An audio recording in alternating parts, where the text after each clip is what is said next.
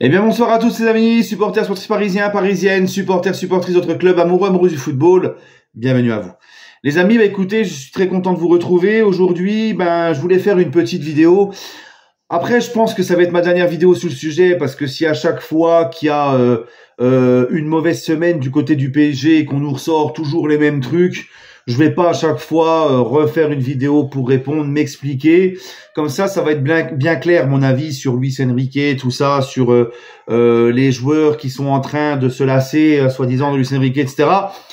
Voilà, maintenant je fais cette vidéo-là et quand ça continuera, dès qu'on réentendra des trucs comme ça, écoutez, vous irez revoir cette vidéo et vous aurez mon avis parce que c'est un petit peu chiant de se répéter, mais je voulais quand même en parler parce que les amis, déjà petite parenthèse, le match face à Nantes. On va revenir vite fait sur le match face à Nantes. Vous avez vu dans mon débrief, moi comme tous les supporters du Paris Saint-Germain, j'étais dégoûté, notamment de ce qu'on a vu en deuxième mi-temps et on va dire dans le dernier quart d'heure de la première mi-temps. C'est-à-dire que le PSG contre Nantes a vraiment bien joué pendant une demi-heure en mettant du rythme, de l'intensité, du pressing, en se créant beaucoup d'occasions, en marquant rapidement et ensuite en loupant beaucoup d'occasions, comme c'est souvent le cas notamment en Ligue des Champions. Mais l'état d'esprit était là, tout y était. Voilà. D'accord. Et puis en deuxième mi-temps, ils ne se sont pas réveillés, ils se sont endormis complètement et ils n'ont pas joué comme la première demi-heure de ce match. Bref. Donc on a eu une contre-performance contre Nantes. Je pense qu'en Ligue 1, c'est quand même pas très souvent qu'on a des contre-performances. Nous sommes premiers avec 10 victoires, 3 matchs nuls il me semble. Nous sommes invaincus, nous avons 7 points d'avance, nous avons d'habitude, on tourne dans une moyenne de 3 buts par match en Ligue 1, donc on plante des buts, donc on va se calmer, la deuxième mi-temps, ce qu'on a vu face à Nantes, notamment en deuxième mi-temps, ce qui nous a pas du tout plu, c'est pas comme si ça arrivait à tous les matchs. Il faut être un minimum objectif. Je sais qu'il y a des gens qui ont un agenda envers Mbappé. T'as vu la plus révélateur? J'en fais partie, ceux qui ont un agenda contre Mbappé. Non, qui ont un agenda contre Luis Enrique, mais moi je n'en fais pas partie. Voilà, je n'en fais pas partie et je vais me répéter encore une fois. Ce qu'on a vu face à Nantes en deuxième mi-temps, pour moi c'est la pire mi-temps que j'ai vu sous l'ère Luis Enrique. Je ne pense pas que Luis Enrique soit content de ça, je ne pense pas qu'il voulait tout ça. Et c'est pas comme si on voyait ça tout le temps. C'est un accident de parcours, comme ça peut arriver dans une saison. Même à l'époque, Laurent Blanc, Tourelle, Ancelotti, tout ce que tu veux sous l'ère QSI, il y a eu des moments comme ça où le PSG est passé à côté d'un match de Ligue 1. Très souvent aussi post-Ligue des Champions, après un match de Ligue des Champions. Donc voilà, donc on va un petit peu se calmer. Moi je pense surtout, avant de parler de Luis Enrique sur cette deuxième mi-temps face à Nantes, moi c'est surtout les joueurs qui n'ont pas joué comme la première demi-heure, qui n'ont pas mis l'intensité, le pressing et tout qu'il fallait, très peu de mouvements, très peu de prise de risque, très peu d'initiative, très peu de frappe de loin, aucun centre réussi. Ça, je ne pense pas que ce soit Luis Enrique qui leur demande ça. À l'image d'un Barcola qui est soi-disant bridé, Barcola, la première demi-heure où on est très bien contre Nantes, il percute, il provoque, il élimine. Et ensuite, il éteint la lumière comme le reste de l'équipe et basta. Donc, je pense pas que ce soit Luis Enrique qui demande à Barcola de faire un contrôle et une passe en retrait et de ne pas éliminer l'adversaire et de ne pas apporter de percussion. Je ne pense absolument pas. Voilà. Donc, c'est bien beau, Luis Enrique, machin. Contre Nantes, les amis, moi, c'est aux joueurs que j'en veux. Puis encore une fois, qui ont beaucoup vendangé, comme c'est le cas en Ligue des Champions. Parce que c'est toujours pareil, les amis. Et je me répète, et on peut me dire ce qu'on veut, on peut me raconter ce qu'on veut. Ce n'est pas un problème tactique sous Luis Enrique, parce qu'en général, même en Ligue des Champions, où on n'a que 4 points et c'est vraiment une catastrophe, le problème, il est avant tout dans la finition. C'est dans la finition qu'il y a un énorme problème du côté de nos joueurs. Ce n'est pas un problème tactique ou je ne sais quoi, c'est les mecs qui, devant, vendangent tout. Voilà, foutent tout à côté, notamment contre Girone, mais tu t'en sors, tu prends les 3 points, notamment contre le PSV, notamment contre l'Atlético, où ces matchs-là, tu dois pas faire ces résultats-là, si tu es beaucoup plus adroit. Ok, donc voilà les amis, hein, même à Arsenal en deuxième mi-temps, un poteau, une barre, on loupe beaucoup d'occasions. Bon, c'est comme ça. Moi maintenant, mon avis par rapport à Luis Enrique, pour ceux qui veulent le dégager maintenant et tout, qui pensent que...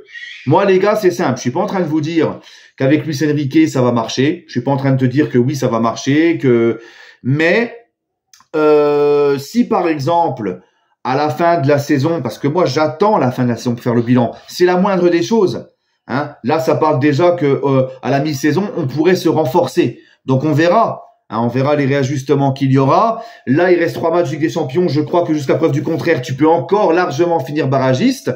Donc, tu ne peux pas juger avant ces matchs de Ligue des Champions-là, parce qu'il se peut peut-être que tu te qualifies pour les 8e de finale de la Ligue des Champions. Finalement, il se peut que tu ailles au barrage et que tu passes les barrages, comme il se peut que tu n'ailles pas au barrage et que tu ne passes pas les barrages. Donc, on fera le bilan à la fin de saison. L'année dernière, rappelez-vous, c'était quand même très moyen en match de poule.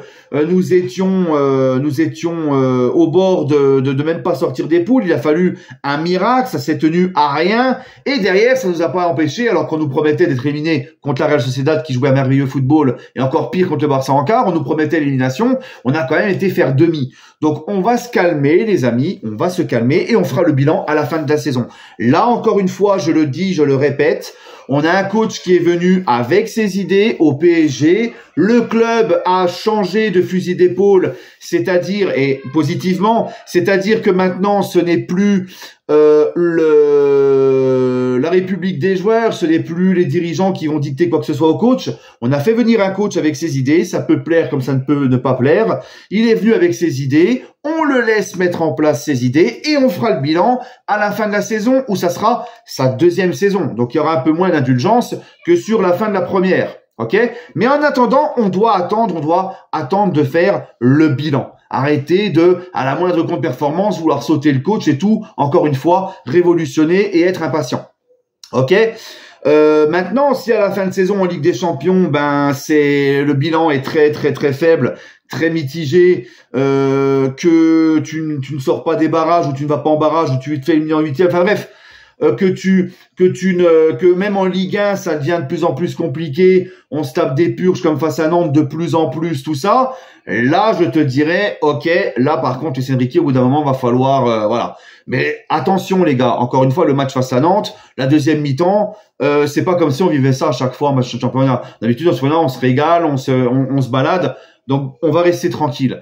Maintenant, pour répondre à ces soi-disant joueurs qui ne veulent plus, qui n'en peuvent plus de Luis Enrique, ça se passe mal avec Luis Enrique, ils commencent à être frustrés, ils ne sont pas bien, il y a des tensions. On va nommer ces joueurs-là qui sont sortis donc dans la presse, les noms. Donc il y a Dembélé, il y a Kimpembe, il y a Kolo Muani et il y a Donnarumma. C'est les noms qui sont sortis parmi ceux qui commencent à être frustrés de Luis Enrique. Ils commencent à avoir des tensions, des machins. Donc on va faire un petit peu le profil de ces joueurs-là. Donc déjà, on va commencer par Dembélé. Dembélé, apparemment, lui, il n'apprécie pas que Luis Enrique lui dit ses 4 vérités. C'est-à-dire que Luis Enrique lui reproche un manque criant de finition. Je pense que nous sommes tous unanimes pour dire que il est tout à fait normal et légitime que Luis Enrique reproche à Dembélé la finition, puisque c'est exactement ce que nous, on pense et qu'on répète depuis qu'il est au PSG. Ok? Il reproche aussi à Dembélé un mauvais comportement, notamment face au Bayern, où son expulsion pénalise l'équipe. Et même si moi, dans le débrief, j'ai dit que son expulsion était très sévère, parce que le 2e jaune est très sévère, mais le premier jaune est très légitime, parce que il est là devant l'arbitre, il parle. L'arbitre sort un carton jaune, on sait qu'il n'a pas le droit normalement de parler à l'arbitre. Même s'il y a d'autres joueurs, comme Carvajal au Real, qui lui limite peut mettre sa tête au front de l'arbitre, il aura jamais rien. Mais bon, normalement t'as pas à parler à l'arbitre. Apparemment, en plus, il dit des animosités à l'arbitre. Il prend un jaune, il continue de parler. Marquinhos vient le calmer en lui disant fais attention parce que là, il va t'en sortir une 2e tout de suite. Donc voilà, un comportement que Dembélé, Luis Enrique lui reproche, ce manque de maturité, ce comportement qui n'a pas lieu d'être, d'accord. Et apparemment, ça ne plaît pas à Monsieur Dembélé. Monsieur Dembélé qui encore une fois, pour revenir aussi sur le match face à Nantes, nous fait une rentrée dégueulasse parce que monsieur n'est pas content de ne pas être titulaire. Sachant que on enchaîne les matchs, qu'il y a un gros calendrier qui arrive. Voilà. Donc, dès que monsieur n'est pas titulaire et qu'il est remplaçant, dès qu'il rentre, c'est une catastrophe. Parce que monsieur n'aime pas être remplaçant. Donc là, moi, je suis désolé. Moi, je donne raison à Luis Enrique. Le deuxième cité, c'est Kolo Muani. Kolo Muani qui ne joue quasiment pas, qui a beaucoup moins de temps de jeu, même si ces derniers temps, il montre quand même des choses un peu plus intéressantes quand il rentre. Ok, j'en ai parlé dans mon débrief, même si c'est vrai que j'aurais voulu le voir rentrer contre Nantes et même le voir rentrer contre le Bayern où il aurait pu apporter. Mais les gars, on est tous unanimes pour dire que Colmani, depuis qu'il est au PSG, il fout pas un pied devant l'autre, c'est compliqué, et que même moi, à un moment donné, j'ai dit je ne veux plus le voir avec le maillot du PSG tellement que c'est catastrophique. Donc on va pas en vouloir à Luis Enrique d'avoir vraiment du mal à lui faire confiance. Donc là, on est sur un joueur qui n'est pas content, qui est frustré parce qu'il ne joue pas. Ensuite, Donnarumma, Donnarumma, c'est simple. Les 5 derniers tirs cadrés par encaissés par Donnarumma, c'est 3 buts. Le mec ne faut plus un pied devant l'autre, il enchaîne les boulettes, il n'arrive même plus à être fort sur sa ligne qui était son point fort, il fait plus un arrêt. Safonov a été mis à sa place parce que Luis Enrique a essayé un petit peu de le bouger. Ça ne plaît pas à monsieur Donnarumma. Donc là, on est sur un mec qui est frustré de voir un petit peu son statut remis en cause parce que, encore une fois, performance médiocre. Et ensuite, le dernier cité, c'est Kimpembe. Kimpembe qui n'est déjà pas content de Campos d'avoir mis une clause dans son contrat où son salaire sera selon son nombre de l'intégralité de son salaire, ça sera selon le nombre de matchs qu'il va jouer. Je suis désolé, monsieur Kimpembe, j'aime beaucoup Presco, mais au bout d'un moment, il est tout à fait normal, après la grosse opération, la grosse blessure qu'il a subie, que le club prenne ses précautions. Qu'il y ait un truc comme ça mis en place, c'est tout à fait normal, sachant qu'en plus Kimpembe, c'est pas un petit salaire, parce qu'on a encore des doutes sur sa capacité à pouvoir enchaîner les matchs et à retrouver son niveau après 2 ans d'absence pratiquement et l'opération qu'il a subie. Donc il est tout à fait normal que le club prenne quand même ses précautions là-dessus. Et Kimpembe ne comprend toujours pas pourquoi il ne joue pas, il est frustré, on peut comprendre son impatience. Mais Luis Enrique a des bonnes raisons de pas le faire encore jouer. Hein. Peut-être qu'il discute avec le staff médical, peut-être qu'il fait attention, peut-être que voilà. Donc là, on est encore sur un profil de joueur frustré de ne pas jouer. Donc en conclusion, les joueurs qui ne sont pas contents et qui sont cités dans la presse comme étant pas contents de Luis Enrique, qui commencent à en avoir marre et tout, c'est des mecs qui sont frustrés soit de ne pas jouer parce qu'ils sont pas performants, ou soit parce qu'ils n'aiment pas qu'on ne les caresse pas dans le sens du poil et qu'on leur dise leur cas de vérité, comme Dembélé. Donc moi, je suis désolé, Luis Enrique a tout à fait raison. Et celui qui me dit qu'il faut changer de coach maintenant parce que ces mecs-là ne sont plus avec le coach, j'ai envie de te répondre, tu réponds favorablement à la République des joueurs qu'on a tous dénoncé unanimement et dont on n'en pouvait plus au sein du Paris Saint-Germain. Donc si on m'explique qu'il faut virer Enrique pour faire plaisir à ces mecs-là qui sont frustrés, encore une fois, tu donneras raison aux joueurs et c'est encore la République des joueurs qui aura gagné. Moi, je suis désolé. Vitinha, récemment, est venu chez Rotten sans flamme. Il a dit beaucoup de bien de Luis Enrique. Marquinhos aussi récemment, en disant qu'il fait beaucoup progresser les joueurs, qu'il les conseille beaucoup. C'est un super coach. On n'entend pas Hakimi se plaindre. Mendes ne se plaint pas. Vitinha en dit du bien. Marquinhos en dit du bien. Voilà. Il n'y a que les frustrés pour un temps de jeu parce qu'ils sont mauvais ou parce qu'ils n'aiment pas entendre leur cas de vérité. Il y a que eux qui commencent à en avoir marre de Luis Enrique. Écoutez les gars, prenez vos clics et vos claques et allez voir ailleurs. Hein? Parce que dans tous les clubs, un coach ne fait pas l'unanimité. Hein, dans tous les clubs, même Guardiola à City, un mec qui va beaucoup moins jouer peut avoir une certaine frustration et on va laisser entendre, parce que c'est souvent aussi les entourages des joueurs qui laissent des messages aux médias, on va laisser entendre que mais Guardiola, le joueur il est un peu frustré, il en a un petit peu marre de Guardiola, il ne comprend pas Guardiola parce qu'il joue moins bien, il estime qu'il devrait jouer plus, voilà. Tous les coachs c'est comme ça. Tous les coachs, il y a des mecs qui vont dire du bien, d'autres qui vont avoir une mauvaise expérience parce que frustrés ou quoi. Donc voilà les gars. Donc si on m'explique qu'il faut virer Luis Enrique maintenant à cause de tout ça, écoute, tout ce qu'on disait avant, fini la République des joueurs, prendre un coach et lui laisser le temps et le laisser faire et tout, tout ça tombe à l'eau.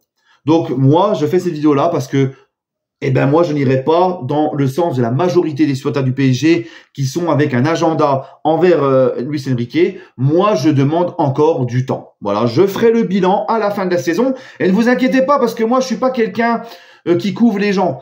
C'est-à-dire que si je constate bien évidemment qu'à la fin de saison, le bilan il est négatif, aussi bien en Ligue des Champions, surtout en Ligue des Champions, qu'on se rend compte que au fur et à mesure du temps, dans le jeu, on voit de plus en plus de problèmes comme face à Nantes, que le discours du coach ne passe plus ou quoi, ou que c'est voilà. Mais on est loin de tout ça encore. On fera le bilan encore une fois à la fin de saison. Voilà, c'est mon avis. Le match face à Nantes nous a tous cassé les pieds, nous a tous frustrés. Mais encore une fois, franchement, c'est pas comme si c'était tous les week-ends comme ça. En général, on a beaucoup d'occasions, on marque des buts, on tourne sur un ratio de 3 buts par match. C'est bon, en Ligue 1. Voilà. Et en Ligue des Champions, pareil, il te reste 3 matchs. Parce que si demain, tu te qualifies pour les 8e de Ligue des Champions, tous ceux qui voulaient la tête de Luis Enrique, vous allez nous dire quoi? Tu vois? Nicolas Anelka a été très très intéressant dans son interview, dans ce qu'il a dit. Et moi, je le rejoins à 200%. Donc non, je ne fais pas encore partie de ces gens qui veulent voir Luis Enrique dégager et tout balayer d'un revers de main parce que il y a eu 2 contre-perfs de suite et parce qu'il y a eu une mauvaise deuxième mi-temps contre Nantes. C'est bon. Hein? Voilà. Maintenant, j'attends de nos joueurs une réaction, notamment à Auxerre. Et voilà. Bref, les amis, écoutez, prenez soin de vous. Et puis c'est tout ce que j'avais à vous dire. J'espère que j'ai été assez clair. Voilà mon avis. Il ne faut pas que le club cède aux caprices de ses joueurs. Voilà, c'est fini la République des joueurs. Maintenant, c'est le coach et basta. Comme je l'ai dit, c'est Luis Enrique le patron. Et les joueurs, écoute, on fera le bilan à la fin. Et puis voilà, les joueurs qui sont pas contents, parce que frustrés, il y a un mercato au mois de janvier, la porte est ouverte. Voilà. Allez, prenez soin de vous, les amis. Et toujours et encore, allez Paris.